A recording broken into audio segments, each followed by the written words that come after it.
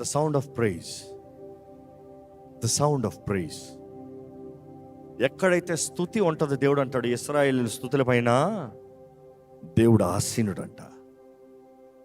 కీర్తన 150 1-6 చదివితే, యెహోవాను స్తుతించుడి, యెహోవాని స్తుతించండి, ఆయన పరిశుద్ధ ఆలయమందు దేవునిని స్తుతించుడి, ఆయన పరిశుద్ధ ఆలయమందు దేవుణ్ణి స్తుతించండి, ఆయన బలమును ప్రసిద్ధి చేయ, ఆయన బలముని ప్రసిద్ధ చేయ, ఆకాశ విశాలమందు ఆయనను స్తుతించుడి, ఆకాశ విశాలమందు ఆయనని స్తుతించండి, ఆయన పరాక్రమ కార్యములను బట్టి, ఆయన పరాక్రమ కార్యములు బట్టి ఆయనను స్తుతించుడి, ఆ ఆయన మహాప్రభావమును బట్టి ఆ ఆయనను స్తుతించుడి, ఆ బూర ధ్వనితోను. ఆగండి, అంతసేపు స్తుతించండి అంటే నోటి మాటతో అనుకుంటాం, కానీ నీ నోటి మాటతో పాటు వాద్యములు ఉండాలంట.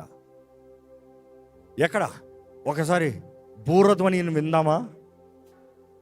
బూరధ్వని volume down, it's too loud.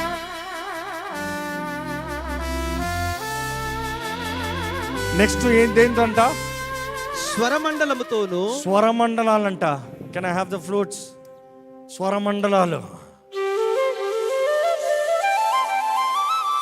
Next దేంతో? సితారతోను. సితార బదులు వీణ విందామా? నెక్స్ట్ దేంతో అంట? తంబూరతోను. తంబుర సితార రెండు కలిపి వీణ ఇవ్వచ్చు కేటగిరీ. నెక్స్ట్ తంతి వాద్యములతోను. తంతి వాద్యములతోను. తంతి వాద్యములు అంటే ఏంటి సార్? Percussion sir.